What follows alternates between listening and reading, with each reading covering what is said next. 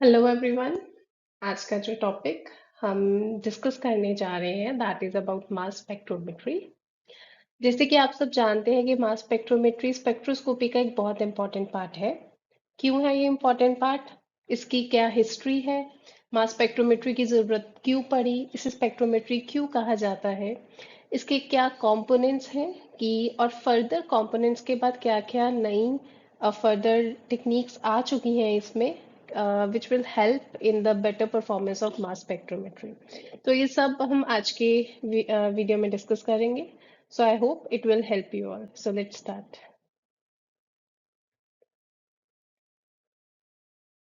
तो सबसे पहले मैं बात करना चाहूंगी regarding the history history of mass spectrometry. History के बाद मैं आपको बताऊंगी कि इसको स्पेक्ट्रोमेट्री क्यों कहते हैं, और कुछ लोगों को तो डेफिनेटली पहले से पता भी होगा कि इसे स्पेक्ट्रोमेट्री क्यों कहा जाता है। तो किसी भी चीज की हिस्ट्री या उसके ओवरव्यू के बारे में जब भी जानना हो तो आप एक चीज समझ लीजिए कि इसकी रिक्वायरमेंट कहीं ना कहीं से तो स्टार्ट हुई होगी। ठीक है, अब मैं बात करने जा रही हूँ ओवरव्यू की और हिस्ट्री की कि कहाँ से इवेंचुअली ये लाइमलाइट में आई, इसकी रिक्वायरमेंट पढ़नी शुरू हुई। तो जैसा कि हम +1 की बुक में पढ़ते हैं, जब हम ये पढ़ते हैं कि इलेक्ट्रॉन का डिस्कवरी हुआ और इलेक्ट्रॉन में उसका चार्ज क्या था, ये सब कैसे पता लगा, किस पर्सन ने पता किया, ये कहानी वहां से शुरू हो रही है।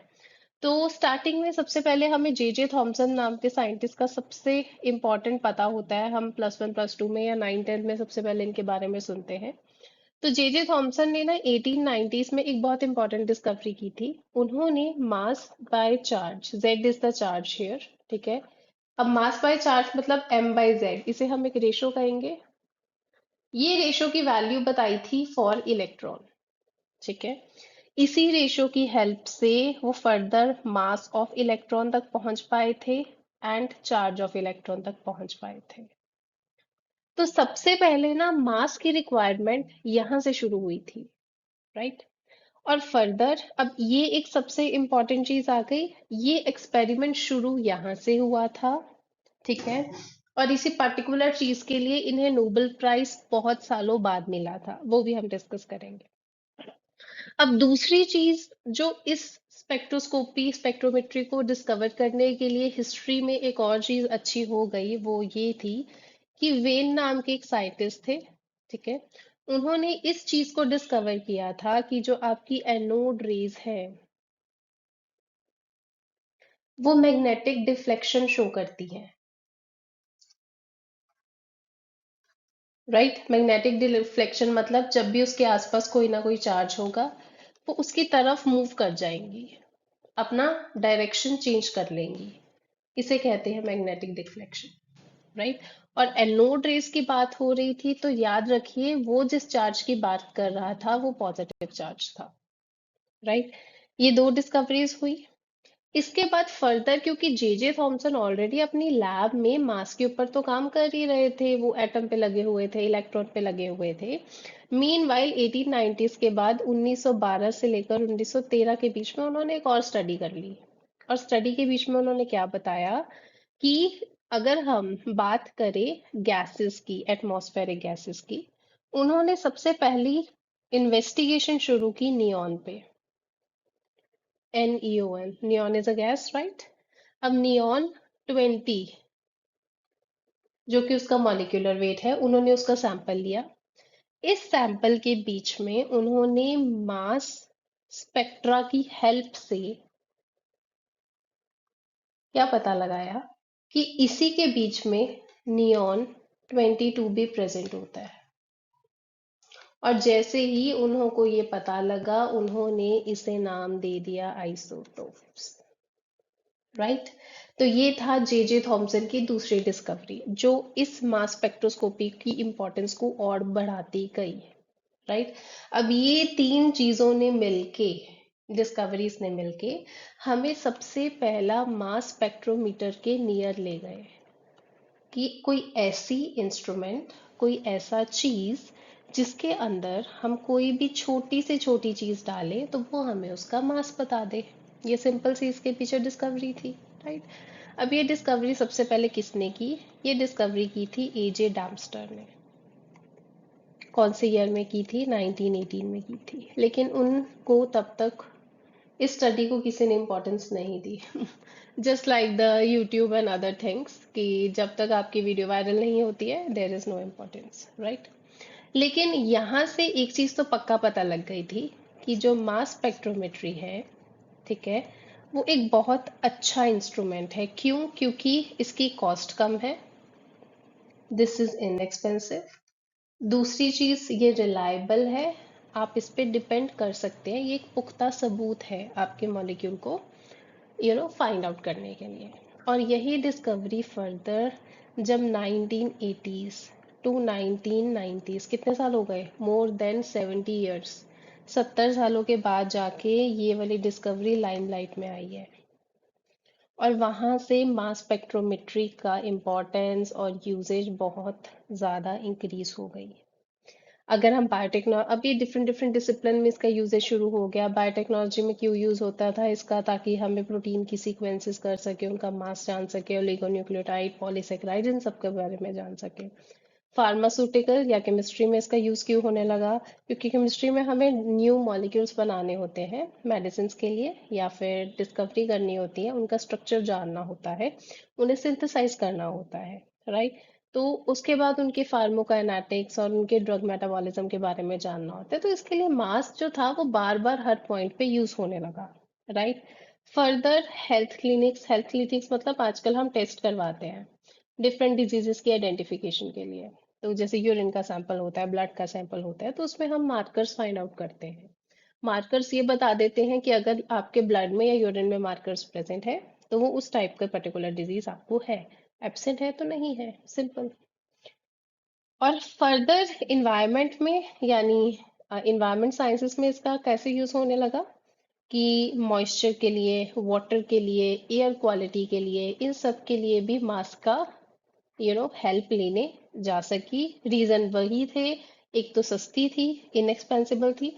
दूसरा, बहुत टाइप, इसको बहुत ज्यादा केयर की जरूरत नहीं पड़ती है, बहुत इजीली मैनेजेबल हो जाती है, राइट?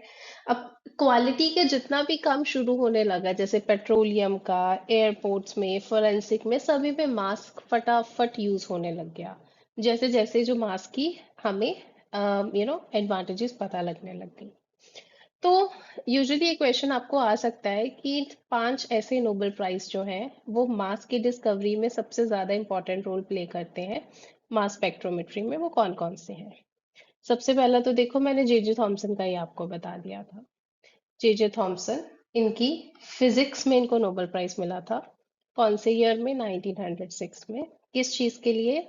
इन्होंने थ्योरेटिकल और एक्सपेरिमेंटल इन्वेस्टिगेशन की थी on conduction of electricity by gases, right? ये फर्स्ट था। उसके बाद F. W. Aston, इसे सेकेंड नोबेल प्राइज मिला था केमिस्ट्री में 1922 में। तो ये डिस्कवरी क्या बताती है? कि with the help of mass spectrometer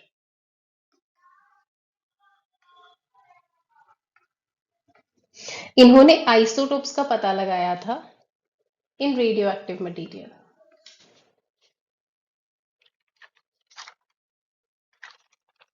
right?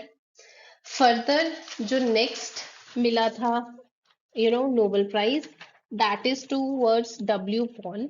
मैं वो भी यहाँ लिख लेती हूँ क्योंकि ये थोड़ा इंपॉर्टेंट है, बहुत ज्यादा इंपॉर्टेंट नहीं है, ठीक है? इसे भी फिजिक्स में मिला था नोबेल प्राइज 1989 में। किसके लिए? इन्होंने आयन ट्रैप टेक्निक बताई थी मास के लिए, ओके? और जो लास्ट है that is about JB Fenn and Kate Tanaka. इन्हें भी केमिस्ट्री में मिला है 2002 में नोबेल प्राइज। और क्यों मिला है इन्हें? इन्होंने soft desorption ionization methods for mass spectrometric analysis of biological molecules, उस पे डिस्कवरी की थी। तो हिस्ट्री में अभी तक इतना ही इसकी आया है। अब आगे फर्दर चलते हैं कि अब देखिए, हमें पढ़ना तो मास स्पेक्ट्रोमेट्री में उसका इंस्ट्रूमेंट ही है। तो जो इंस्ट्रूमेंट है उसे क्या कहा जाता है? सबसे इंपॉर्टेंट चीज, मास स्पेक्ट्रोमीटर। जिसे आप लैब में देख भी सकते हैं। और उसके अंदर के स्ट्रक्चर में इस टाइप के, मैं पेन चेंज कर लेती हूँ, इस टाइप का उसका अंदर का स्ट्रक्चर है। ये डिफरेंट डिफरेंट उसके पोर्शंस होते हैं और एक एक कंपोनेंट को हम अब डिस्कस करेंगे।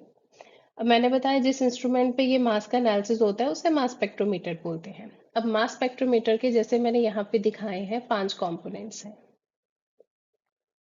ओके, 5 कंपोनेंट में सबसे पहला कंपोनेंट आता है सैंपल इनलेट का। अब इसका क्या काम है सैंपल इनलेट का? यूजुअली हमारा जो मॉलिक्यूल होता है या फिर सैंपल होता है वो लैब इन्वायरमेंट पे प्रेजेंट होता है। अब लैब के इन्वायरमेंट पे जो आपका प्रेशर है वो नियरली 1 एटमॉस्फेयर है। ठीक है। अब अगर आपको इसको मास को एनालिसिस करना है तो आपको इसको इंस्ट्रूमेंट यानी कि जो आपका स्पेक्ट्रोमीटर है उसके प्रेशर पे आना पड़ेगा। तो वो प्रेशर लो है। अब जो ये लो प्रेशर है मास स्पेक्ट्रोमीटर का, ठीक है, ये कुछ ऑफ एच जी मरकरी इसके नियर बाय होता है। राइट।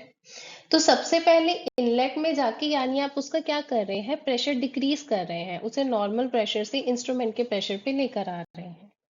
ठीक है। और फर्दर जैसे जैसे ये आयनाइजेशन के लिए केमिकल आयनाइजेशन में जाएगा, फिर मास एनालाइजर में जाएगा और फिर डिटेक्टर में जाएगा, तो ध्यान रखिएगा जो इसका प्रेशर है ना वो फर्दर डिक्रीज होता जाएगा to few micrometer of H G. So now you can see कि पहला उसको उतने प्रेशर पे ले आओ कि वो आगे का जो डिक्रीज इन प्रेशर है उसे बर्दाश्त कर सके। यही मेन काम है सैंपल इनलेट का। और दूसरा काम क्या होगा कि आपको सैंपल को अगर इंस्ट्रूमेंट के अंदर इनपुट करना है तो आप इसके थ्रू ही करोगे ना, सैंपल इनलेट के थ्रू। ओके। अब नेक्स्ट चीज आती है आयन सोर्स की। अब आयन सोर्स का काम क्या है? आपका सैंपल है, सैंपल आपका सॉलिड फॉर्म में भी हो सकता है, लिक्विड में भी हो सकता है, उसको आप फर्दर कन्वर्ट करेंगे टू द गैसियस फेज। और गैसियस फेज में भी आपको इसको आयन में कन्वर्ट करना पड़ेगा, तभी उसको मास को एनालाइज किया जा सकता है। तो वो जो काम है वो आयन सोर्स में होता है। और आजकल के टाइम में जब हम एडवांस कुछ इंस्ट्रूमेंट देखते हैं तो उनमें sample inlet plus ion source ये कंबाइन भी मिलते हैं, जिसका आप टेम्परेचर और प्रेशर खुद मेंटेन कर सकते हैं। राइट।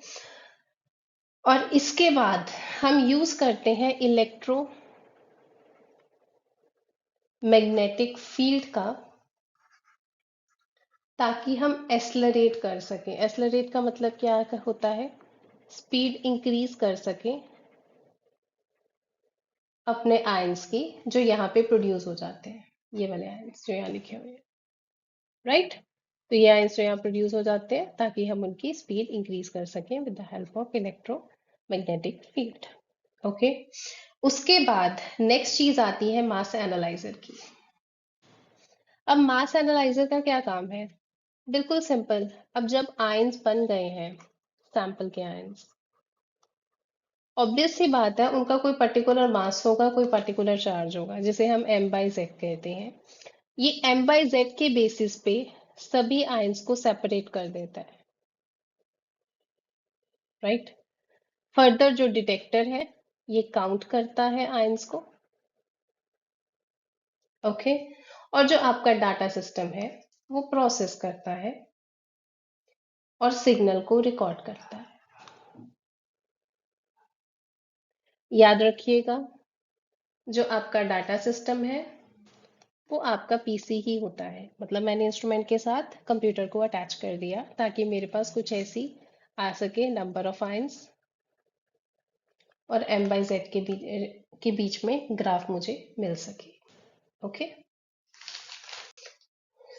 अब सबसे पहले सैंपल इनलेट की बहुत ज्यादा कोई वेरिएशन नहीं है तो उसे इतना डिस्कस करने की जरूरत नहीं है, लेकिन हमें जो डिस्कस करने की जरूरत है वो ये कि आपने जब एक, मैंने लास्ट में आपको समझाया था कि 5 कंपोनेंट्स है, 5 कंपोनेंट्स में जो सेकंड कंपोनेंट आता है वो होता है आयन सोर्स का, जिसमें आपको अपने मॉलिक्यूल को आयन में कन्वर्ट करना होता है। अब याद रखिएगा, ये जो आयन सोर्स उसको आयन में कन्वर्ट करता है, उसके बहुत डिफरेंट डिफरेंट तरीकों से आप उसे कन्वर्ट कर सकते हैं। उन तरीकों को आयनाइजेशन मेथड्स बोला जाता है। ओके, अब कौन कौन से आयनाइजेशन मेथड्स हैं वो हम एक बार देख लेते हैं। सबसे कॉमन जो यूज होता है वो होता है इलेक्ट्रॉन आयनाइजेशन, जिसे EI भी बोला जाता है, और ये मैंने आपको यहाँ पे शो भी किया हुआ है। ओके, जो नेक्स्ट आता है वो आता है केमिकल आयनाइजेशन। केमिकल आयनाइजेशन को CI बोला जाता है। ओके, थर्ड आता है डीसऑप्शन आयनाइजेशन। इसके बारे में अभी आपने नोबेल प्राइज में भी पढ़ा है लास्ट में, डीसऑप्शन आयनाइजेशन टेक्निक। और जो लास्ट में आता है वो आता है ESI, इलेक्ट्रॉन स्प्रे आयनाइजेशन, जिसे हम कहते हैं ESI। This is first, this is second, this is third, this is fourth. सारी टेक्निक्स को हम डिटेल में पढ़ेंगे, लेकिन आज इस वीडियो में हम सिर्फ जिस टेक्निक को यूज करेंगे या डिस्कस करेंगे वो है इलेक्ट्रॉन आयनाइजेशन। अब इसे आगे से मैं EI से ही लिखूंगी, तो जहां भी मैं EI लिखूं आप समझ लीजिएगा कि वहां पे हम इलेक्ट्रॉन आयनाइजेशन की बात करते हैं। ठीक है, अब इलेक्ट्रॉन आयनाइजेशन में आप यहाँ पे ध्यान से देखो, आप यहाँ से सैंपल को सिस्टम में डाल रहे हो। ठीक है, अब मोटा मोटा आपने यहाँ पे प्रिंसिपल में करना क्या है, आपके पास एक मॉलिक्यूल है। आज के बाद मैं इसको M से मतलब डेजिग्नेट करूंगी, M मींस मॉलिक्यूल। ठीक है, मॉलिक्यूल के ऊपर जब आप आयंस का सोर्स अप्लाई करेंगे, ठीक है, ये यूजुअली कन्वर्ट हो जाएगा चार्ज पार्टिकल में। बस यही इसका मेन काम और प्रिंसिपल है, यही हम इलेक्ट्रॉन आयनाइजेशन में देखेंगे। पर जैसे कि इसका नाम बोल रहा है कि यहाँ पे आपको आयनाइज करने के लिए जो मटेरियल यूज होगा वो होगा इलेक्ट्रॉन। ठीक है, तो जो इलेक्ट्रॉन है वो कहाँ से आ रहा है यहाँ पे, यहाँ पे ध्यान से देखिए, यहाँ पे कुछ लिखा है फिलामेंट तरह का। ओके, अब फिलामेंट इसने ऊपर बनाया है देखो, फिर उसके बाद एनोड इसने यहाँ पे पॉजिटिव सा करके यहाँ बना दिया है। ठीक है, और उसके बीच में इसने एरो से शो करे हुए हैं, राइट, और नीचे इसने पंप सा बना दिया है, और साथ पे लिख दिया जी इलेक्ट्रॉन बीम। तो ऑब्वियस सी बात है, हम जब भी इलेक्ट्रोकेमिस्ट्री पढ़ते हैं उसमें एनोड्स के बारे में पढ़ते हैं, कैथोड्स के बारे में पढ़ते हैं। ठीक है, तो एक सिंपल सी बात है, जो फिलामेंट है वो आपका सोर्स है इलेक्ट्रॉन का, राइट। इस फिलामेंट को हीट किया जाता है टू सेवरल डिग्रीज। अब जब मैंने इसको हीट किया तो ये क्या करेगा फिलामेंट, मतलब अगर मुझे इसको शो करना हो ना तो ये है इसका सिलेक्ट, कि आप हीट दोगे फिलामेंट को, हीट दे रहे हो आप। ठीक है, हीट देने की वजह से जो फिलामेंट है उसने इलेक्ट्रॉन रिलीज करने शुरू कर दिए, और ये जो इलेक्ट्रॉन्स हैं इनकी एनर्जी बहुत हाई है। अब ऑब्वियस सी बात है, बहुत सारे इलेक्ट्रॉन मिलके एक स्ट्रीम बनाएंगे। ठीक है, फर्दर ये जो इलेक्ट्रॉन का स्ट्रीम है ये आपके मॉलिक्यूल्स के स्ट्रीम को हिट कर जाएगा। अब ऊपर इसमें देखें, आपने यहां से अपना सैंपल डाला, मैं बाकी सारे मार्क्स को रिमूव कर रही हूँ। ठीक है, अब ध्यान से देखना, आप यहाँ से अपना सैंपल डाल रहे हो। ठीक है, सैंपल यहाँ से यहाँ तक पहुंच गया, अब वो जैसे ही यहाँ तक पहुंचा, इलेक्ट्रॉन ने उसको उठा करके हिट कर दिया। ठीक है, तो यही हुआ है यहाँ पे। तो इलेक्ट्रॉन जैसे ही इसको हिट करेगा वैसे ही साथ के साथ ये कन्वर्ट हो जाएगा आयंस में। ओके, अब अब हम थोड़ा सा पढ़ते हैं कि जी ये मैकेनिज्म करने के लिए क्या क्या चीजों की रिक्वायरमेंट होती है। सबसे पहली चीज, अगर मैं ये बोल रही हूँ कोई भी मॉलिक्यूल था, उसको जब इलेक्ट्रॉन्स ने हिट किया तो वो खुद के इलेक्ट्रॉन उसमें से बाहर निकल गए, दे विल कम आउट, और वो खुद कन्वर्ट हो गया पॉजिटिव चार्ज में, यानी कि कैटाइन में कन्वर्ट हो गया। ठीक है, अब ये चीज करने के लिए इसको भी तो कुछ एनर्जी चाहिए, मतलब यहाँ पे जो मैंने ये वाले इलेक्ट्रॉन बीम्स उठा के मारे हैं, ठीक है, ये वाले ऐसे करके मैं दिखा रही हूँ। ठीक है, इनको भी तो कुछ एनर्जी चाहिए। ठीक है।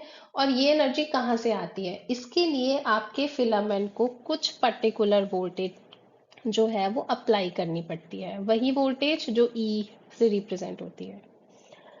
तो यहाँ पे जो वोल्टेज रिक्वायर्ड है वो है 1 to 10 किलो वॉट्स। ठीक है, VOLTS, वोल्ट्स। ओके, तो ये सबसे इंपॉर्टेंट चीज है यहाँ पे जानने वाली। ठीक है, अब यहाँ पे देखो, आपको दिख रहा है, यहाँ पे लिखा है रिपेलर प्लेट। ठीक है, रिपेलर प्लेट का काम क्या है? जैसे ही ये सैंपल इलेक्ट्रॉन से आई मीन टकराया, टकरा के पॉजिटिव केटाइन बना, ये रिपेलर प्लेट क्या करेगी? ये रिपेल करेगी केटाइन को, यानी उसको आगे धक्का मारेगी। यही काम है इसका। ठीक है, धक्का मारेगी और उसके बाद क्या होगा कि आगे ये जाए, आगे जाके जब ये पॉजिटिव में कन्वर्ट हो गया तो यहाँ पे मैंने लगा दी एक्सलरेटिंग प्लेट्स, देखो। ठीक है, आगे देखते हैं। अब यहाँ पे और क्लियर है। मैंने अभी तक इतना समझाया आपको, यहाँ पे वोल्टेज आई 1 to 10 किलोवाट की, और फिर पॉजिटिव में कन्वर्ट हुआ। पॉजिटिव को रिपेलर प्लेट ने, अब पॉजिटिव पॉजिटिव एक दूसरे को रिपेल करेंगे तो वो आगे जाएगा, आगे जाएगा तो आगे आ गई एस्लरेटिंग प्लेट। अब एस्लरेटिंग, किसी भी चीज को एस्लरेट करना हो मतलब मैंने उसकी स्पीड इंक्रीज करी है। और स्पीड में उसकी कैसे इंक्रीज कर सकती हूँ? जब मैं उसको अपने पास खींचूंगी। तो यहाँ पे अगर मेरा केटाइन पॉजिटिव चार्ज है तो मुझे एक नेगेटिव चार्ज वाली चीज चाहिए ना, तो यानी कि जो आपकी एस्लरेटिंग प्लेट है वो नेगेटिवली चार्ज है, वो उसे आगे एक्सलरेट करेंगी मूव करने के लिए। ठीक है, और फर्दर आपकी फोकसिंग स्टिल है। फोकसिंग स्लिट का काम ये है कि जो आपके केटाइंस बिखरे बिखरे आ रहे हैं, ओके, उन्हें ये डायरेक्ट कर देती है इनटू अ यूनिफॉर्म बीम। मतलब अगर कोई यहाँ से घूम रहा है, कोई यहाँ से घूम रहा है, कोई यहाँ पे घूम रहा है, ये सारे एकदम से इकट्ठे होके बिल्कुल एक ही लाइन में चलने शुरू हो जाएंगे। ठीक है, ओके। अब यहाँ पे बीच में ना मैंने पहले आपको बताया था कुछ पंप नाम की चीज भी लगी हुई है। अब हम देखेंगे कि उसका काम क्या है। ओके, सबसे पहली चीज जो यहाँ पे नोट करने वाली है वो ये है कि अब जरूरी थोड़ा है कि सारे के सारे मॉलिक्यूल्स ही ये इस तरह से एम पॉजिटिव में कन्वर्ट हो जाए और इलेक्ट्रॉन में रह जाए। कुछ मॉलिक्यूल्स जो हैं वो एज ए एम भी तो रह सकते हैं ना इन द इंस्ट्रूमेंट। ओके, लेकिन अगर इंस्ट्रूमेंट में ये ऐसे ही घूमते रहे तो ये वाले प्रोसेस को इंटरफेयर करेंगे। ठीक है, तो इनकी इंटरफेरेंस को रिमूव करने के लिए जो आपके मॉलिक्यूल्स हैं in the form of M, इन्हें ड्रॉन कर लिया जाता है out of instrument by vacuum pump. ठीक है, सेकेंड इंपॉर्टेंट चीज, जो मास स्पेक्ट्रोमेट्री है एमएस, सिर्फ अब कैटाइंस के लिए नहीं एनाइंस के लिए भी काम करना शुरू कर चुकी है। इसकी एडवांसमेंट है। तो एनाइंस के लिए काम करने के लिए उसको क्या करना पड़ता है? उसको अपनी पोलैरिटी रिवर्स करनी पड़ती है। ओके, पोलैरिटी रिवर्स मतलब ये जो चार्ज आपको रिपेलर प्लेट पहले पॉजिटिव का मिल जाएगा ना, वो बाद में नेगेटिव का हो जाएगा, और जो एक्सलेटिंग प्लेट नेगेटिव की है वो बाद में पॉजिटिव की हो जाएगी। तो पोलैरिटी चेंज हो गई। अगर पोलैरिटी चेंज हो गई दैट मीन्स अब आप एम नेगेटिव को भी एनालाइज कर पाओगे इन एमएस। लेकिन ऐसा मत सोच लेना कि एक टाइम पे जी मैं एक मॉलिक्यूल डालूंगा और उसमें एम पॉजिटिव और एम नेगेटिव जो जो बना सारे डिटेक्ट हो जाएंगे। अभी तक ऐसा नहीं होता है। आप एक टाइम पे या सिर्फ केटाइन कर सकते हो या एक टाइम पे सिर्फ एनाइन कर सकते हो। ठीक है, अगर आप केटाइन का एनालिसिस कर रहे हो तो एनाइन आपके अगर उस टाइम पे इंटरफेयर कर रहे हैं तो उसको इंस्ट्रूमेंट से बाहर कौन निकालेगा? उसको इंस्ट्रूमेंट से बाहर निकालेगा रिपेलर। ठीक है, और अगर आप एनाइन को मतलब मास ले रहे हो और केटाइन इंटरफेयर कर रहा है तो उस टाइम पे उसको बाहर कौन निकालेगा? वो भी रिपेलर। ठीक है, ओके। अब एक तो मैंने ये बताया ना आपके फिलामेंट की वोल्टेज इतनी होनी चाहिए। दूसरी ये कि फिलामेंट से जो इलेक्ट्रॉन्स यहाँ पे निकल रहे हैं, ठीक है, उनमें भी तो कुछ एनर्जी होगी। और कितनी एनर्जी होनी चाहिए कि मॉलिक्यूल को वो जब हिट करे यहाँ पे इस तरह से, ठीक है, मॉलिक्यूल को यहाँ पे वो हिट कर रहा है, तो उसमें से आयंस जो है वो बाहर निकल जाए, इलेक्ट्रॉन बाहर निकल जाए। तो उस एनर्जी को बोला जाता है आयनाइजेशन पोटेंशियल और आयनाइजेशन एनर्जी। ओके, तो अब आयनाइजेशन और पोटेंशियल और एनर्जी का क्या डेफिनेशन हुआ? Energy required to remove an electron from an atom or molecule। ठीक है, यूजुअली ऑर्गेनिक मॉलिक्यूल्स के लिए ये जो एनर्जी है डेल्टा ई, वो रेंज करती है 8 to 15 इलेक्ट्रॉन वोल्ट्स के बीच में। ठीक है, और जो मैंने पहली बात करी थी कि उसमें वोल्टेज चाहिए 1 से लेकर 10 किलोवाट। ठीक है, अब अगर आप केटाइंस की बात कर रहे हैं, केटाइंस तभी प्रोड्यूस होंगे जब जो आपका बीम ऑफ इलेक्ट्रॉन है वो स्ट्राइक करेगा मॉलिक्यूल को विथ पोटेंशियल कितना, 50 to 70 वोल्ट। ओके, तो यूजुअली एमएस में हम स्टैंडर्ड मतलब ऑलवेज हम यूज करते हैं 70 इलेक्ट्रॉन वोल्ट। ठीक है, अब आपका आयन इलेक्ट्रॉन आयनाइजेशन इतना ही था। अब दो इंपॉर्टेंट चीजें जो डिस्कस करनी रह गई हैं वो है इसकी क्या एडवांटेजेस हैं और क्या डिसएडवांटेजेस हैं।